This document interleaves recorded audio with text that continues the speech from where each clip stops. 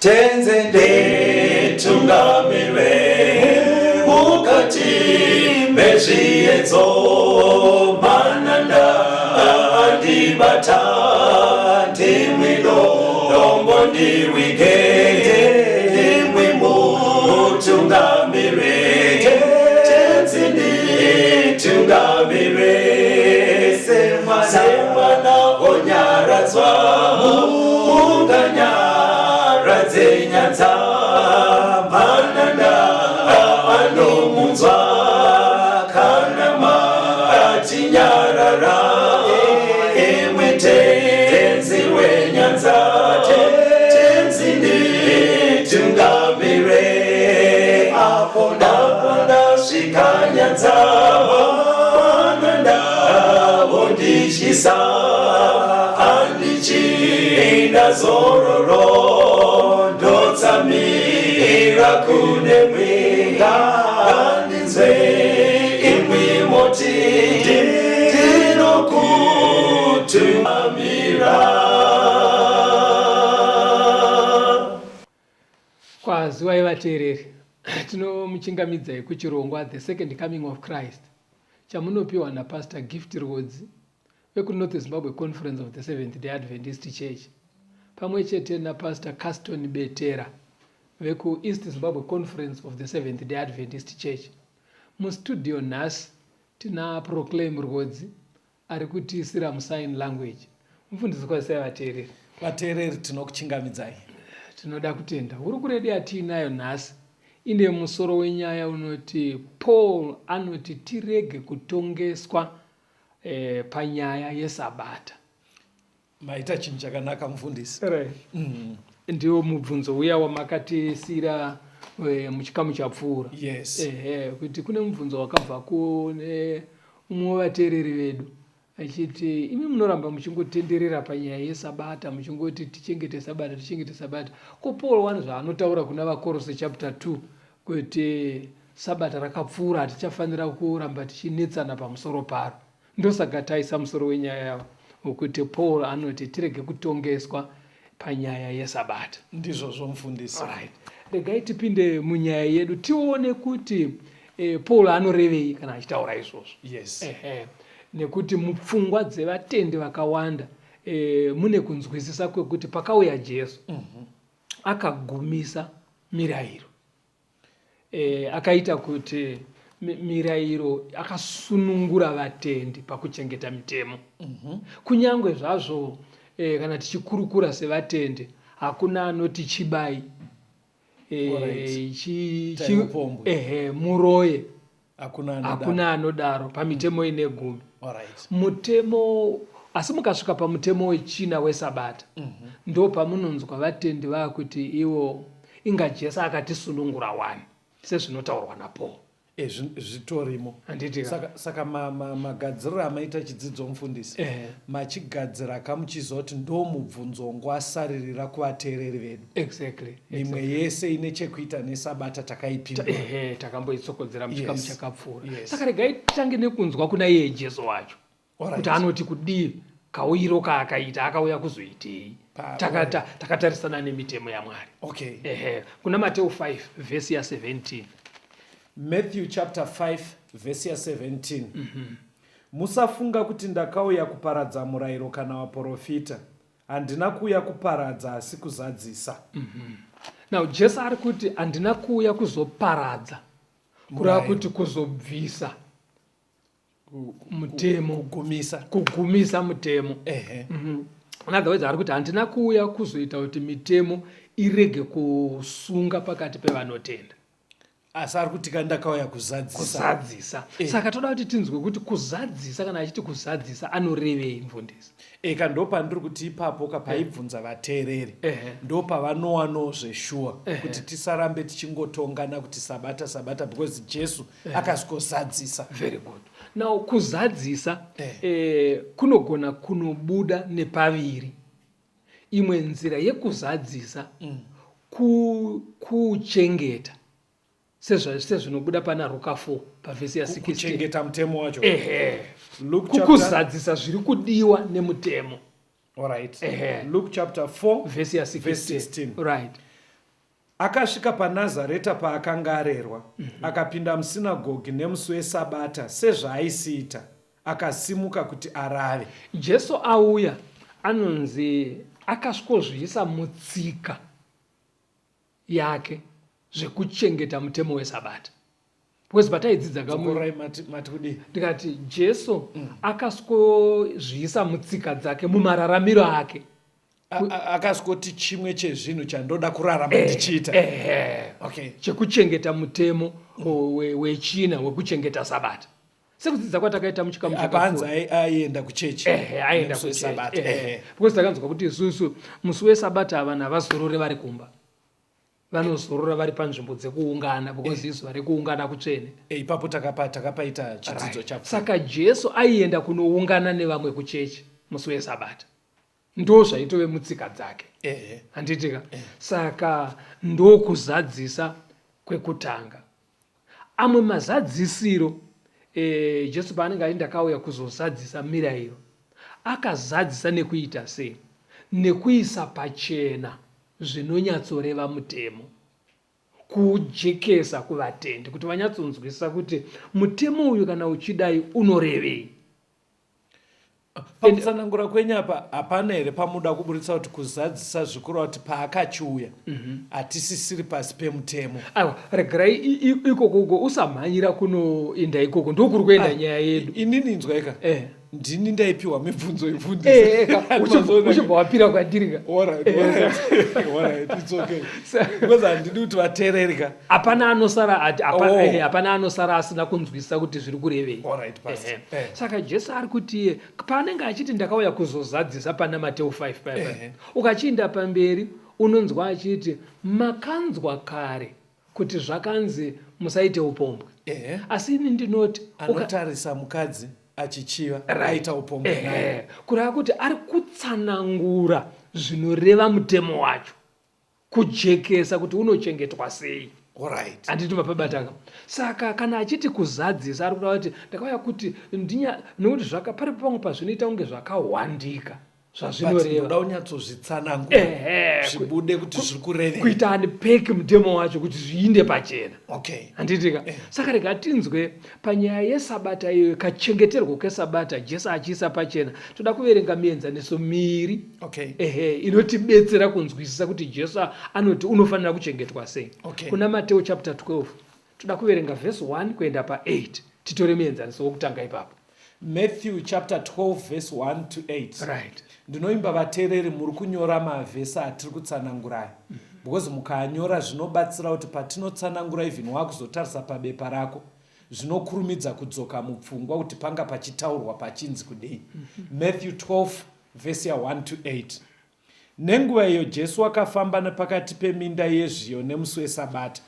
Vadzidzi vake vakanga vane nzara, vakatanga kutanhura vachidya.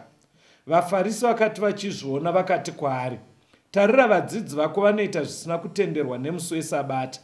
Asi wakati kwavari, ko, hamuna kurava here zvakaitwa naDhavhidhi musi waakanga aziya, iye nevekanga vanaye, kuti wakapinda mumba maMwari akadya zvingwa zvokuratidza zvakanga zvisina kutenderwa kudyiwa naye, asi nevaive naye, asi nevaprista bedzi? Ko, hamuna kurava pamurayiro kuti neSabata vaprista vanoputsa murayiro weSabata mutemberi vasine mhosva? Asi ndinoti kwamuri, anokurira temberi uri pano. Asi dai maiziva kuti zvinoti kudini, ndinoda ngoni, handidi chibayiro, mungadai musina kutonga vasina mhosva, nekuti Mwanakomana woMunhu ndiye Ishe weSabatavo. Jesu ari kufamba nevadzidzi. Yes. Vari kufamba musi weSabata. Yes. Vachienda kwavainoshumira musi iwoyo. Saka apa zvinoita sokuti vanga vasina kutakura mbuva. Because hanzi vanga vane nzara. Ndobva vatanga kutema mumunda vachidya. Saka pakuchengetwa kweSabata, munhu chero ari mafurutsu, haasi kuti harisi zuva rekuenda kunotema, waifanira kuva wakagadzirira kare. Handiti wazviona. Saka pakutema ikoko vachidya, vaFarisi vakabva vati, ona vadzidzi vako vari kutyora Sabata. Saka Jesu ndobva akuvabudisira pachena kuti haisi tsika yevadzidzi kuti ndo mararamiro avo ekuti musi wesabata vanoenda kunotema mumunda. Zvinhu zvangoitika nhasi sechinhu changa chisina kugadzirirwa, emergency yangoitika, andiri mazviona, asi akavarifeya kune zvakaitika kare. David achitiza hondo yaSaul paidzingirwa namambo Sauro, vaziya nenzara, chekudya hapana, saka vanopfuura nekutemberi, voona muprista aripo, mune zvekudya here panapo, zvikanzi nemuprista hapana, hatina kutembenge tabika, zvingori pano chete ichingwa chemutemberi chekuratidzira chiya chaigara chiri patafura chiya.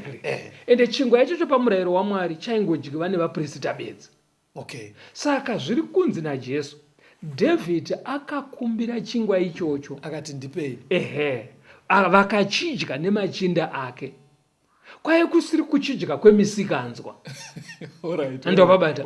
Kwaive kudya kwekuti vararamise upenyu, vanhu vanga vaziya. Emergency yaitika. Andopabata. Yanga isiri tsika yaDavid yekupota achiuya atenda kutembera kuti ndiwe chingwa chevaprista. Saka Jesu ari kuti Mwari haana kumupa mhosva nekuti yanga isiri tsika yake.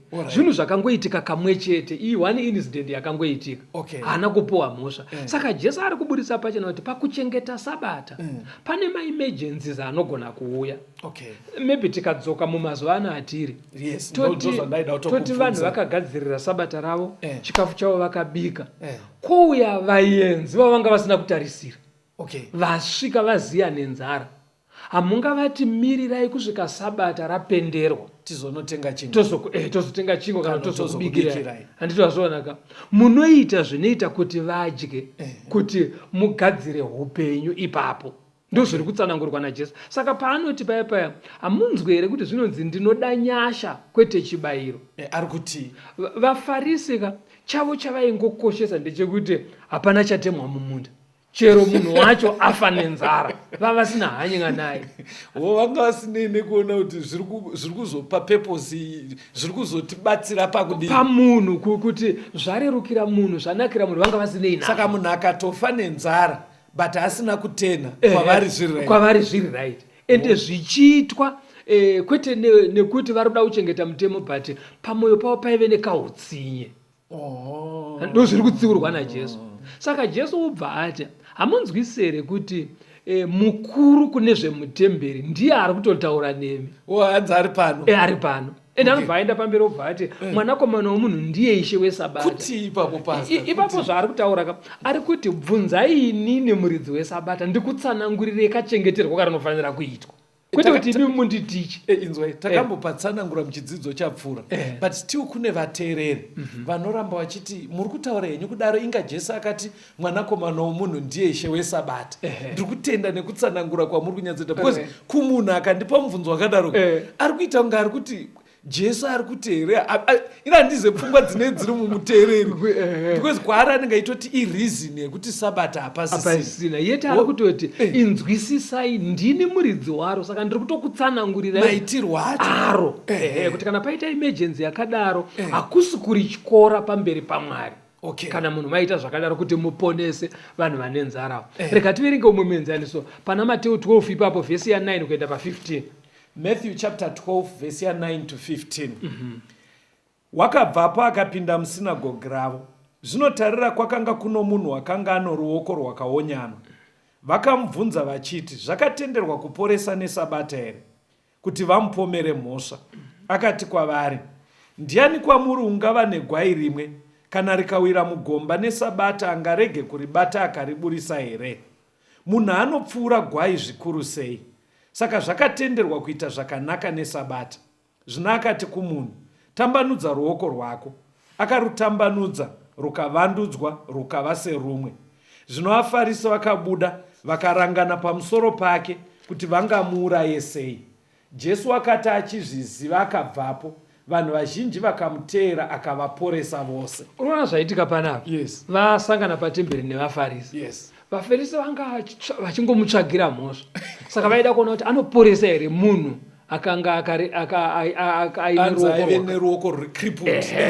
Saka Jesu manje aziva zviri mupfungwa mavo ndobva atanga nemubvunzo zvikanzi naye akomana ndimbokubvunzai imimi kana mushandi wako muranda wako akauya achimhanya achiti pandandaenda kunonwisa makwai imwe yanyura mumadhaka uri musi weSabata unomira here kusvika Sabata rapera wozoneibvisa mumadhaka yawira kugokoro yakanyura mumadhaka saka nhasika unonoibvisa chaibvunzira izvi kaizvi vaFarisi vainobvisa wai eka ndozviri normal handiti wazvaona manje asi pamwoyo pavo vaisada kuti aporese munhu musi weSabata asi gwai achiburitsa gwai vanonoriponesa asi munhu havasi kuda saka Jesu ari kuti manje mwoyo yenyu akomana yakaipa iri hadi yakaoma mwoyo yenyu haina rudo nevanhu munoita rudo nehwai hakune mari kudarika vanhu saka ari kutovatsiura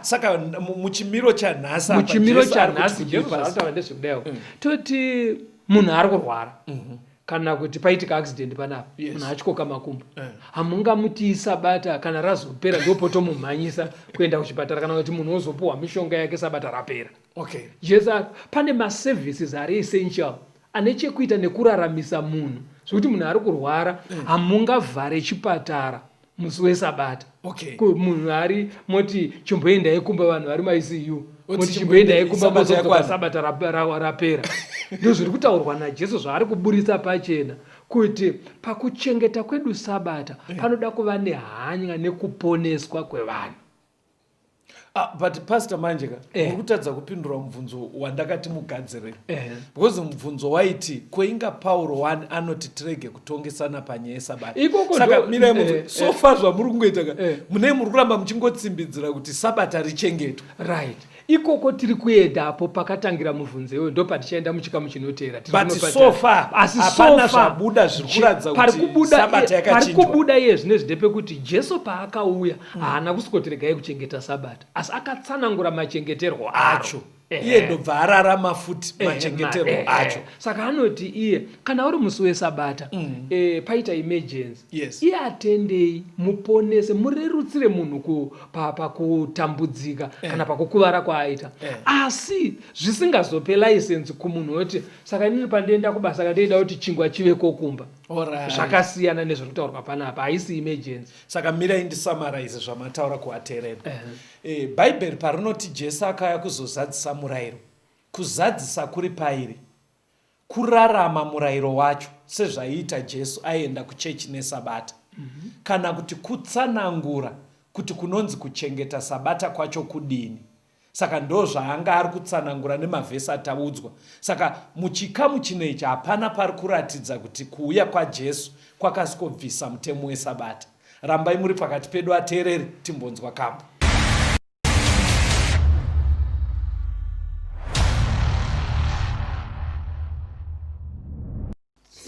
tichafara basa rapera tounganidzwa kumusha apo tounza misumbu kuJerusalema itsva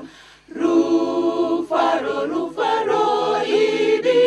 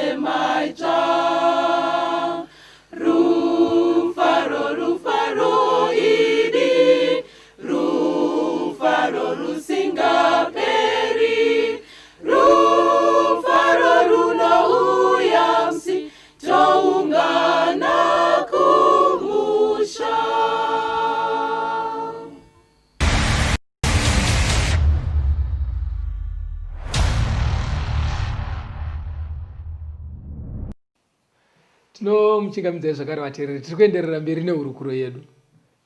Paul pakati pasawana anokutongesai pamusoro pesabata. Ndopandinoda kuti musvike ipapo. Hatimboendai kutsamba racho. Paul paanoti sabata raive mumvuri, ngaparege kuva anokutongai pamusoro paro. Ndakatobata tsamba racho. Alright, tiverengere. Vakorose 2 verse 16 na 17. Colossians chapter 2 verse 16 na 17. Naizvozvo munhu ngaarege kuvapo unokutongai pazvokudya kana zvokunwa kana nokuda kwomusi womutambo kana pakugara kwemwedzi kana pasabata. Izvi mimvuri wezvichauya asi muviri ndowaKristu.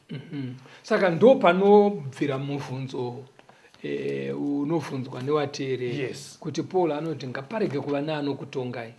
Nenyaya yekuti zvese izvi waive mumvuri asi uri mumvuri waKristu. Saka pakazosvika Kristu hatichafanira kuramba takabata pamumvuri nekuti iye Kristu asvika. Ndo mabvunziro aita vateereri. Saka isusu toda kuti ticherechedze vateereri pandima iyi. Pane zvinhu 5 zvadomwa mumavhesi mairi aya. Zvanzi apa pana munhu anofanira kukutongai pazviri. Anditika? Undofunga mukadzokorora kana kuti mazvibata. Ndikuzviziva. Alright. Tikandidzokorora kuitira vateereri. Pari kunzi ngaparege kuvapo neanokutongai number 1 pazvokudya kana zvekunwa kana nekuda kwomusi wemutambo kana pakugara kwemwedzi kana pasabata. Zvekudya 1, zvekunwa 2, kana musi wemutambo 3, pakugara kwemwedzi 4, kana pasabata. Zviri 5. Yes. Saka Paul ari kuti kana waita muKristu hapana anofanira kuuya kwauri achikutongesa kuti nenyaya idzodzi. Anditika? Saka unofanira kuuya wakasungunuka. Saka mabvunzire muteereri manje. Tiri muno mustudio tiri kuita kunge tiri kutongesa vateereri vasingachengete sabata.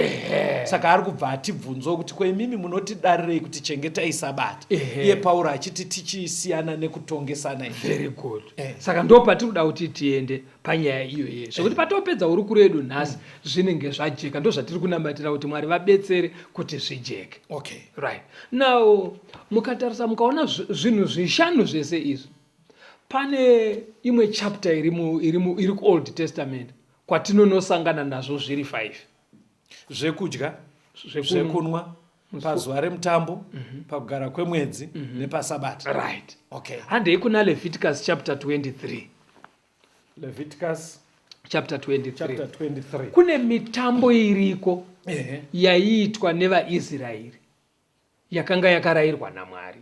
Okay. Mitambo inokwana 7. Yaive pakalenda revaIsraeri. Yaive pakalenda revaIsraeri. Okay. Saka pamitambo iyoyi kana pachitsanangurwa zvaifanira kuitwa tinonowana zvinhu izvi zvichidomwa ikoko. Zvinhu 5 zviri kutaurwa kuna vakorosezvo. Okay. Hande tinoona kuti kwaimbowo here Leviticus 23. Toda kuona kuti pamitambo iyi pane zvaitaurwawo here maererano nezvekudya, zvekunwa, mitambo, kugara kwemwedzi nesabata. Saka hationei pamaererano nekudya. Leviticus 23 verse 6 neverse 14. Leviticus 23 verse 6 neverse 14. Nezuva re15 romwedzi iwoyo ndiwo mutambo wezvingwa zvisina kuviriswa. Munofanira kudya chingwa chisina kuviriswa mazuva 9. Verse 14. Musadya chingwa kana zviyo zvakakangiwa kana hura itsva kusvikira pamusi iwoyo, kusvikira mauya nechipo chaMwari wenyu. Right. Saka chii chiri kubuda panapa CUSTON? Yes. Pari kubuda kuti pane mitambo yaiitwa asi pane mimwe yemitambo yacho pane zvekudya zvairayirwa specifically for mutambo iwoyo. Kunze musadya like wekutanga wanzi pamutambo wezvingwa zvisina mbiriso. Danzi waitwa musi wa15 mwedzi wekutanga. Right. Mutambo uyu vari kunzi pamazuva emutambo uyu hapana mumba menyu anofanira kudya chingwa chakabikwa nembiriso. Mbiriso ndo yeast kuti chisimuke. Kuti chisimuke. Saka mumamwe mazuva ese kana vachibika chingwa vaiisa yeast but pamutambo pamazuva emutambo pavhiki ravaiita mutambo uyu chingwa chaidyiwa mudzimba dzavo chaisafanira kuiswa yeast. Handiti wazviona? Saka pari kutaurwa pane restriction yekudya chingwa chine yeast hachisi kudiwa pamusuwo mutambo pavhiki remutambo. Poenda umwe mutambo zvakare wemafirst fruits wezvisote zvitsva. Pamutambo uyu pari kunzi zvekuti zvatanga kuibva kumunda zvavaiuya nazvo. Saka zvonzi kana makuita mutambo iwoyo unoziva kuti unorangarira kumushaka kuti zviyo zvaiti kana zvaakuno sadza rezviyo anambuya vanotanga vakanga kuti kana mhunga kuti rinhuhwirire sadza racho. Handiti wazviona? Saka zviri kunzi kana makuita mutambo wemafirst fruits zviyo zvacho hazvifanire kukangwa. Asi mazuva ese itai henyu, mazuva ese munokanga henyu, but musuwi pasi pamutambo uyu hazvikangwe. Handiti wazviona? Saka taona pairi pane chekuitwa nezvekudya. Pamwe parambidzwa chingwa chine mbiriso, pamwe parambidzwa zviyo zvakakangwa. Handitika toda kuenda pamwe futi. Hativerengei pana Leviticus 23 ipapo verse 5, verse 6, verse 24, verse 27, 32 ne34. Verse 5 na 6. Nemwedzi wekutanga nezuva re14 romwedzi madekwana ipaseka raJehovha. Nezuva re15 romwedzi iwoyo ndiwo mutambo wezvingwa zvisina kuviriswa. Munofanira kudya chingwa chisina kuviriswa mazuva 9. Verse 24. Taura nevana vaIsraeri uti pamwedzi wechinomwe zuva rokutanga romwedzi rinofanira kuva kwamuri zuva rokuzorora kwazvo, rinoyeudzwa nekuridzwa kwehwamanda, ive ungano tsvene. Verse 27. Zuva re10 romwedzi uyu wechinomwe izuva yokurananisira, munofanira kuita naro ungano tsvene, munofanira kuchema pamweya wenyu nekuigira Jehovha chipiriso chinoitwa nemoto. Verse 32. Rinofanira kuva kwamuri sabata rokuzorora kwazvo, munofanira kuchema pamweya yenyu, munofanira kuchengeta sabata renyu nezuva repfumbamwe romwedzi madekwana. Verse 34. Taura nevana vaIsraeri uti nezuva re15 romwedzi uyu wechinomwe Jehovha unofanira kuitirwa mutambo wamatumba mazuva 9. Chii chiri kubuda pandima dzataverenga idzi mufundisi? Pari kubuda kuti pane mwedzi wekutanga une madheta awo, Paseka. Poita mwedzi wechi7 zuva rekutanga hanzi vairidza hwamanda. Mutambo hwamanda. Nezuva rechi15 pataurwa futi rechi10. Handiti wazviona? Saka chii chatiri kuona panapa? Tiri kuona kuti pamitambo yavaiita yaive nemwedzi yakatotsaurwa nemadheta acho akatsaurwa. Maybe wedzerai kuverenga pana numeri 10 vhesi ya10. Numbers 10 verse 10. Uye nemusi wamunofara nawo napamitambo yenyu yakatarwa napakutanga kwemwedzi yenyu munofanira kuridza hwamanda. Kune misi yakatarwa nemwedzi yakatarwa munofanira kuita mitambo iyi. Hanzi nepakugara kwemwedzi. Language iri kufanana one pastor neiri kuna waKorosi. Ndosaka ndatika ngatidzokerei kuOld Testament kune imwe chapter kwatinonowana mazwi ari kuna vaKorosi. So in other words muri kuti vateereri kana ndiri kunzwa mufundisi zvakanaka vari kuti chapter iri kuna Colossians 2 verse 16 to 17 inonzwisika zviri nani ukatsvaga mubhaibheri pari kutaurwa nyaya dzezvekudya, zvekunwa, zvemusi wemutambo, pakugara kwemwedzi nepasabata. Saka chapter yacho inobatsira Colossians 2 Leviticus 23. Ndizvozvo. Alright. Mama verenga here numeri 28 verse 11. Numbers 28. Numbers 28 verse 11 ndandisina. Pakuvamba kwemwedzi yenyu munofanira kuya nechipiriso chinopisirwa Jehovha, nzombe 2 duku negondobwe rimwe, nemakwayana 9 emakondobwe egore rimwe, asina kuremara. Saka panapa pari kubuda pachena mfundisi kuti mitambo iyi yaive nemazuva nemisi yakatsaurwa. Yaive nemwedzi yakatsaurwa. Zvekuti vaitoziva kuti kana mwedzi wakati wagara wechinomwe wagara musi wa10 izuva rekuyananisa kana wamusi wa15 toita mutambo wematumba handiti wapabata saka ukaverenga uchidaro ndosaka Isaya achiti kana muchidzidza shokoka iti apo tore zvishoma nepapo tore zvishoma muchizanganisa chirevo pamusoro pechimwe chirevo zvinoenda zvichiwedzera kunzwisisika pane kuti munhu unongoti dza pandima imwe chete womira ipapo. Ndima yetakamboidzidzisa kai kuna Isaya iri kuti vateereri pakudzidzwa kwebhaibheri iro bhaibheri rinototsanangura rega kuti rinoda kudzidzwa sei. Riri kuti nyaya dzedoctrine haugone kumira nevhesi 1 kuti wobva watoti ndine chokwadi chese. Saka panapa vari kuti munhu ukamira naColossians 2 verse 16 yega inogona kuita dambudziko rekuti usanyatsodzwise zvikureva. Saka Isaiah 28 verse 10 manje inobva yati tinofanira kuti tikati torei chireva chekuda vaKorosi totora chirevo kuna Leviticus totora chimwe chirevo kuna Numeri tichidaro kusvikira picture yacho yese yabuda. Fambai unogona kutsanangura kasi ndikuona ndomaitira muri kuita apa ayo apo yatsopajekesa right. Saka rega tiende pamberi tinzwe pana Leviticus 23 ipapo verse 24 neverse 32 verse 24 neverse 32 right. Taura nevana vaIsraeri uti pamwedzi wechinomwe zuva rokutanga romwedzi rinofanira kuva kwamuri zuva rekuzorora kwazvo. Verse 32 rinofanira kuva kwamuri sabata rekuzorora kwazvo. Munofanira kuchema pamweya yenyu. Munofanira kuchengeta sabata renyu. Waona here kuti pane mazuva 2 ataurwa kuti aite semasabata.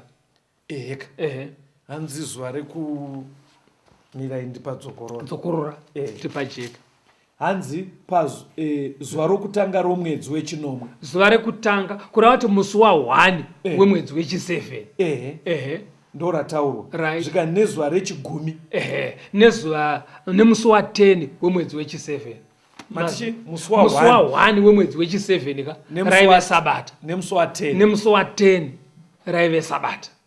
Aiwa kapasita ko kana musi wa1 ukasvika pakati pevhiki iri Tuesday uri kunzi iwoyo isabata unofanira kurichengeta asi as long wato musi wa1 bedzi wemwedzi wechi7 asi harisi sabata remusi wechinomwe wevhiki. Alright, isabata pakuti remutambo iwoyo riri paholiday pakalenda yavo kureva kuti mutambo umwe nemumwe waive nemasabata awo.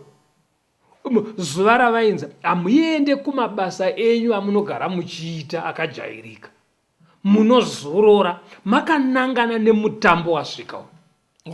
Zviri kujeka ka saka unoona kuti pamitambo iyi iri minomwe kudaro inotiburitsira pachena kwete sabata rimwe chete remusi wechinomwe wevhiki, inoburitsa masabata akati kuti anogona kutowerengwa. Because sabata riya randakadzidzisa riya pataishandisa bhaibheri ndere musi wechinomwe. Saka ukaita musi wa1 nemusi wa10 dzakatosiyana nemadays 9. Saka andiri kuona kuti panouya masabata iwayaya 2 chete ari kutosvikira pakasiyana. Saka unofanira kuti uone kuti chi sabata iro riri remutambo musi wa1 wacho waigona kuitika iri Saturday. Nekutaura pastor muri kuti here masabata aya ari kuita kunga inguva manational holidays evaIsrael. Papfungwa yekuti vari kunzi zororai. Ipapo zvakanga zvakatorayirwa kuti imimi serudzi rwaMwari masabata aya machengetei. Saka aitochengetwa sekucherechedza kwavaiita mitambo yavaiita iyi masabata iwaya aya vaitoakoshesa. Handitwa pabata. Saka makavha zvekudya zvekunwa pakugara kwemwedzi madays emitambo ndo ane masabata ndo ari kurehwa navakorosi. Ende kwaive nedzimwe nguva dzavaiita madrink offering ndo zvekunwa. Saka pastor makutondikanganisira nyaya yangu ka because kana aya aiva akatorayirwa kuchengeta ka saka muri kuti manje apa saka because vhesi razotika waive mumvuri kurota akapfuura kaya right muri kuti aya toachengetera maybe zvinoda tambonzwa kambo kuti tiende papfungwa ayo wezi zvandinoda pastor mibvunzo yaibvunzwa inini ndoda ndigone kuzopindura vateereri right saka ndiri kuti manjeka waita zvakanaka but zvoda kuperekedzwa zvinoda kutungamirirwa nekambo wezi ndichitya kuti munoda kuti vateererika vambotirivarei asi muri kuskotangira patiri kuskotangira vateereri rambai muri pakati pedu. Chidzidzo chatinacho chiri kuti inga Pauro anoti wani tirege kutongesana panyaya yesabata. Ndo yatiri kudzidza mubvunzo yo waibvunzwa uri pavhesi riri pana Colossians chapter 2 verse 16 to 17. Rambai makateerera chirongwa.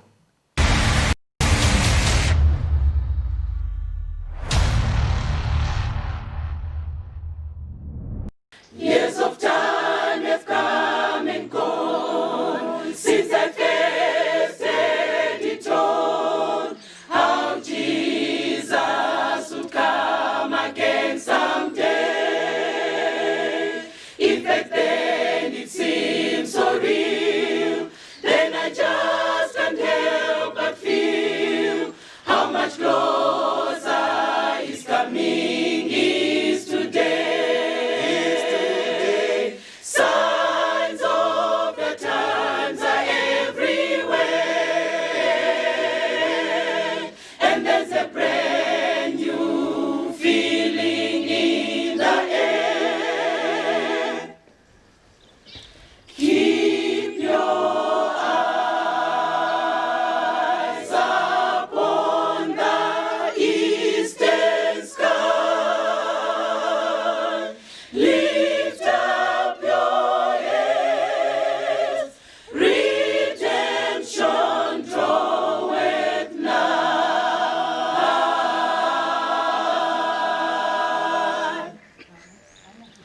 Wars and strife on every hand, and violence fills the land. Still some people doubt you'll come again. But the word of God is true. He'll redeem His chosen few. Don't lose hope, soon Christ Jesus will descend. Signs of the times are everywhere, and there's a brand new feeling in the air. Keep your eyes upon the eastern sky.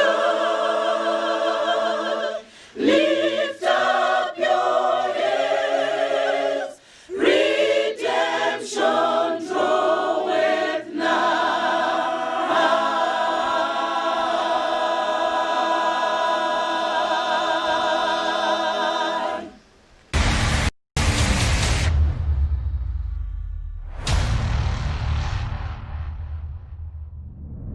vateereri tinomuchingamidzai tiri kuenderera mberi nehurukuro yedu inoti Paul anoti musatongeswe panyaya yekuchengeta sabata nekuti zvaive mumvuri izvonizvo right. Saka mufundisi wanga uchiti wewe vateereri vari kubvunza mubvunzo ende mubvunzo wavo uri kutsamira pana vaKorosi panonzi naPaul pasawana anokutongai pane zvekudya zvemusi womutambo zvekunwa kugara kwemwedzi nepasabata nekuti zvinhu izvozvi zvese zvawanga uri mumvuri Muviri ndowakristu. muviri ndikristu nazvona now ndo zvaita kuti tidzokere kuna Leviticus 23 kunotsvaga kwaiitwa mitambo iyi anditi nekuti ndo kwatinonowana mazwi anofanana neari kuna vaKorosi. Saka taenda kuna Leviticus 23 tanoona kune mitambo inokwana 7. Pastor musati maendera pane chaya mufungwa mangu pamurutaura Right. Saka vamwe vanodzidza sei Bible vasingashandise Old Testament. Because ndikuona kuti vakorosi iri kunyatsa kutsanangurika ukadzokera kuOld Testament. Sakura kuti Bible rinoda kungoshandiswa rese. Zveya zvokuti munosvika muri kuita New Testament chete Old Testament wamunya. Aiwa, ifungwa dzinobva kune wakati. Because ndikutoona danger iripo kuti zveshuwa zvotaura navakorosi zvese tazviwana kuna Leviticus. Chenderera henyu mberi pasi. Right. Saka roda kudzidzwa rese Old neNew Testament. Yes. Right. Saka ndobva tanoona mitambo 7 yaitwa every year vaitoiita kana date rangosvika voita mitambo iyoyo. Saka mitambo iyi yaitove nemwedzi yakatsaurwa nemazuva akatarwa nezvinodyiwa pamitambo nezvinodyiwa pamitambo iyo. Now ngativerenge Leviticus 23. Leviticus 23 ipapo tichiri ipapo tiverengere vhesi ya 37 na 38. Leviticus 23 verse 37 na 38. Right. Ndiyo mitambo yakatarwa naJehovha yamunofanira kuparidzira muchiti iungano tsvene kuti muvigire Jehovha chipiriso chinoitwa nemoto, chipiriso chinopiswa nechipiriso chehupfu nechibayiro nezvipiriso zvinodururwa chimwe nechimwe nezuva racho. Izvi ngazviitwe kunze kwemasabata aJehovha nekunze kwezvipo zvenyu. Ndo mitambo iyi urikuona yakunokonguruta chapter. Ndiyo mitambo yakataurwa naMwari. Urikuita wakanga urikukaruke. Alright. Let's kunyatsoerenga verse taura ibaba. Because ndikuona verse 38. Verenga ridzokore kuti urikuona vega kaverengero vatiri urikaruke vese. Izvi ngazviitwe kunze kwemasabata aJehovha. Right. Saka zviri kunzi izvi zvipi zvacho mitambo iyi zvatati tiverenga muchapter iyi yese ngazviitwe kunze kwemasabata aJehovha. Saka kureva kuti outside the sabbath of the Lord. Right. Kureva kuti Mwari ari kuti zvese zvataverenga izvi zvinoti zvekudya, zvekunwa, misi yemitambo, kwemwedzi, nemasabata ngazviitwe zvese kunze kwemasabata aMwari. Kureva kuti kune sabata raMwari nemasabata. Kune sabata riri pamirayiro ine 10 remusi wechinomwe wevhiki. Ndora ari kuti kunze kwesabata ravo. Kunze kwesabata remusi wechinomwe wevhiki. Ari kuti iye sabata remusi wechinomwe wevhiki rambai muchirichengeta sekudzidza kwamakaita. Okay. Asi pamusoro paro muite mitambo iyi gore negore. Kureva kuti zvisingakanganise sabata raMwari. Iro ragara riripo. Asi izvi zvimwe itai futi. Right. Saka mitambo iyi ngaiitwe every year. Ndofunga yekutanga. Right. Number 2, mutambo umwe nemumwe ngauitwe pamwedzi wawo nepazuva rawo wakatsaurwa nezuva rawo rakatarwa. Yes. Right. Ndochimwe chinhu chiri kubuda. Tozoonawo futi kuti pamitambo iyi panga paine mazuva aitonzi iri isabata remutambo uyu. Even zuva racho riri paWednesday. Sepai panzi musi wa1 wemwedzi wechi7 because musi wa1 unogona kuuya paThursday. Nemusi wa10 wemwedzi wechi7. Yes. Handiti wazvaonaka. Saka pari kutsanangurwa apa pari kuti musi wa1 kana toti waitika iri Friday ari wesabata remutambo uyu. Asi mangwana acho Saturday isabata kana ndoranzi munorita futi. Okay. Kana musi wa10 wauya iri Wednesday isabata remutambo iwoyo chengetai. Right. Asi musi wechinomwe wevhiki paunosvika isabata remitemo inegumi chengetai futi. Okay. Ndo zviri kuchengeswa panapa. Saka vaiita mitambo iyi gore negore. Madheta acho kana asvika tiri kuenda kumutambo wePassover, tiri kuenda kumutambo wehwamanda, tiri kuenda kumutambo wakati, mitambo yese vachiteerana nayo. Kana sabata racho rasvika, nhasi sabata remutambo uyu, nhasi sabata remutambo uyu, mangwana isabata remusi wechinomwe wevhiki. Vari kuita zvese nekuteerana kwazvo. Saka pastor, pane panzina vakorosi waive mumvuri. saka ndoda kubvunza mitambo yakaita sana paseka neyamati mafirst fruits yaive mumvuri pakudii ndoda kuti yakazopera papi because apa vainzi iitei. Very good. Now zviri kunzi yaive mumvuri muviri ari Kristu.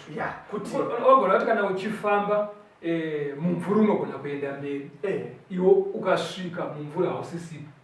Saka zviri kunzi zvinhu izvi, excuse me, zvaifananidzira kuti uri kuona mumvuri wemunhu ari kuuya wokuti ndaona mumvuri panzako kuratidza kuti kune ari kuuya. Saka izvi ndo zvikunzi mitambo iyi yairatidza kuti Kristu ari kuuya. sepassover passover ihwai yakaurawa musi wabuda vaIsraeri paEgypt. Zvikanzi urayai hwai mozora ropa padzimba pamavainzi vaidya nemiriwo inovava.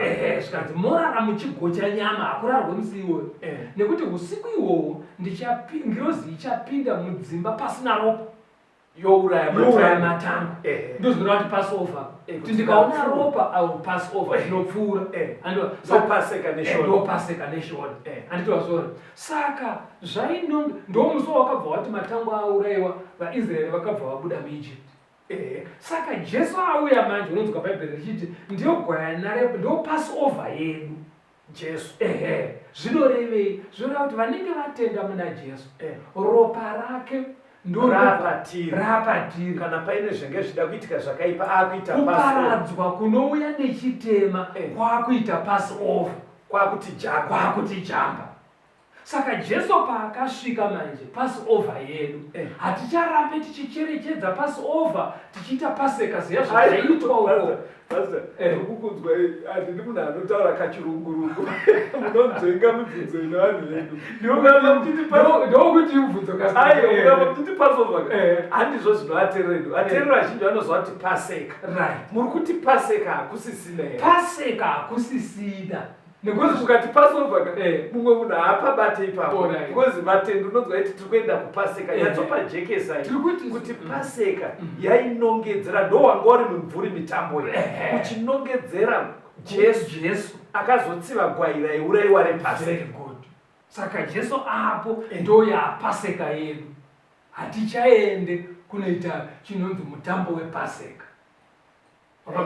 Ndo zviri kutaurwa naPaul pana vaKorosi kuti mitambo iyi yainongedzera Kristu wacho auya kufanana nemukomana atumira musikana wake foto. Mirai pari kunzi regai kutongeswa kurava kuti ko munhu akandibvunza kuti ko sei musingaite paseka ndo nyaya yatopindika wakuda kunditonga papaseka yakapfuura.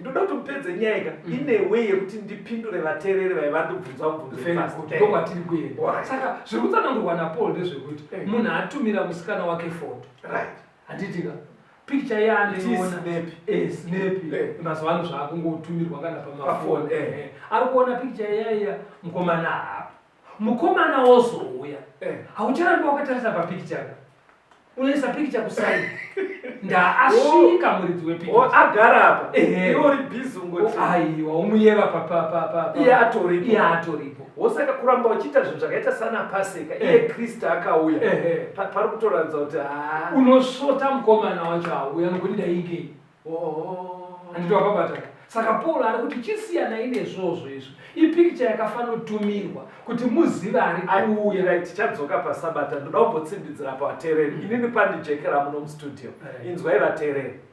Chisiyanai netsika dzana paseka yaive mimvuri iri kunongedzera kuuya kwaizoita Kristu achiita iye gwai repaseka kutifira kuitira kuti patinouya madambudziko echitema he will pass over tinowanikwa tiri safe.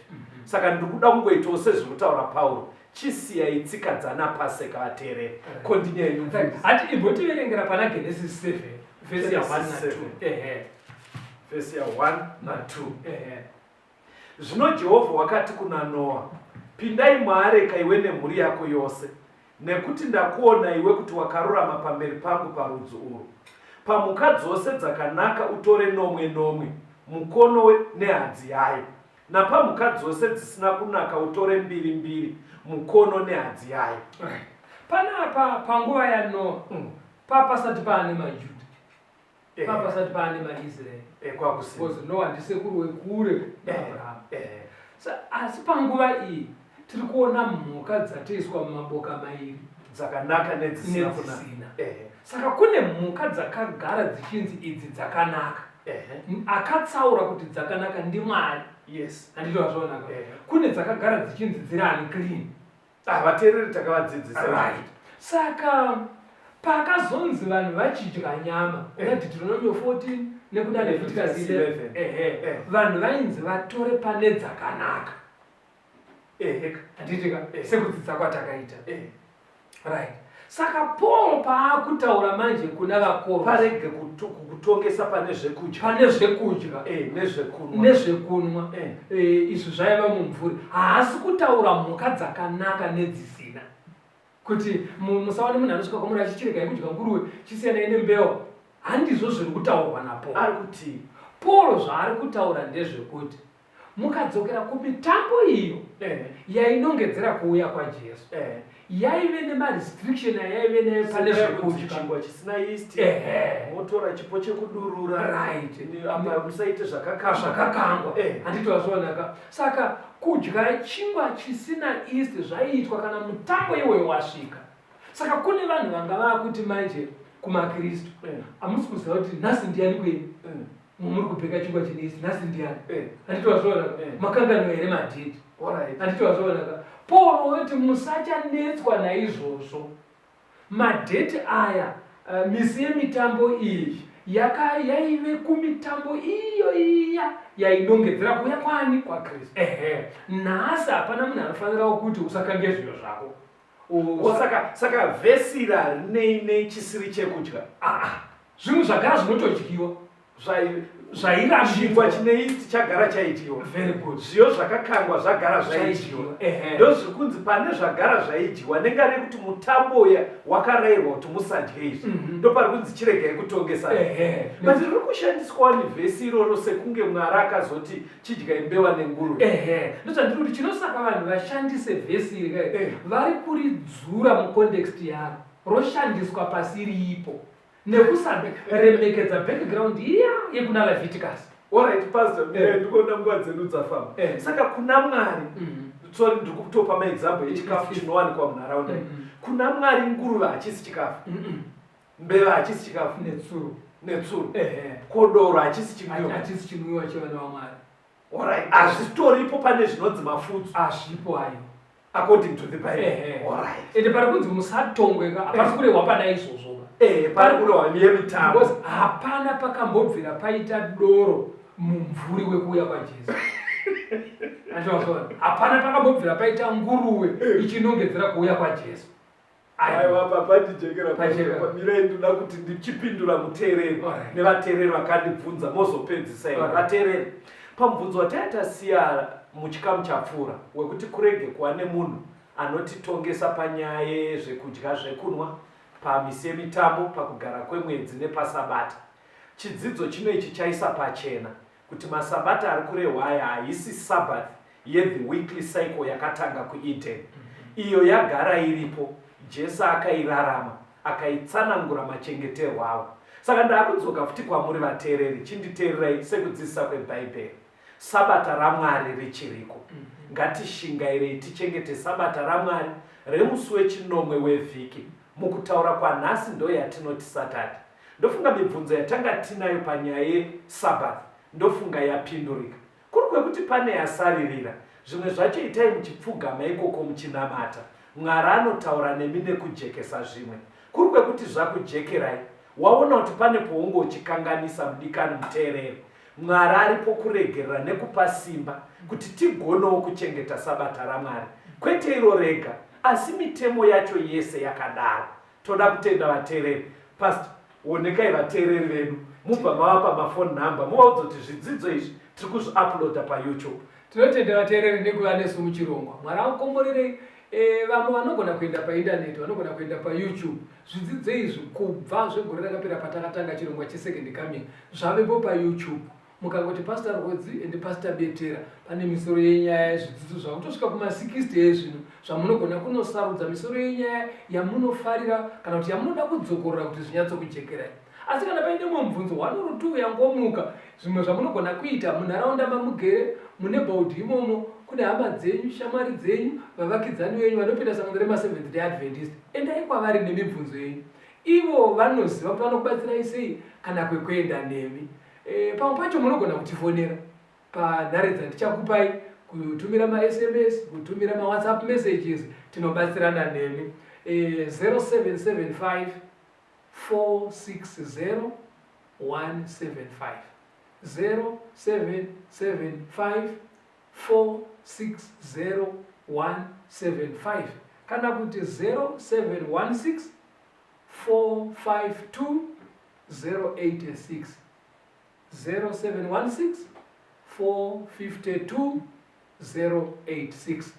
Mwarave nemi, tisangane muchikamu chinotevera.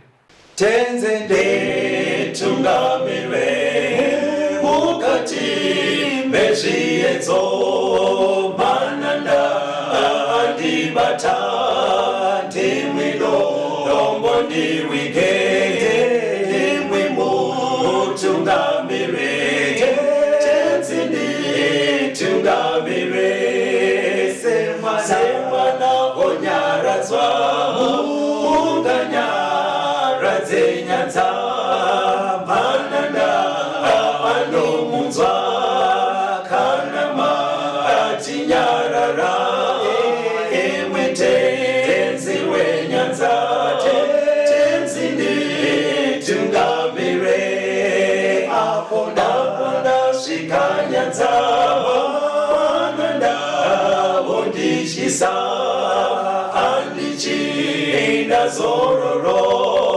ndotsamira kune mwenga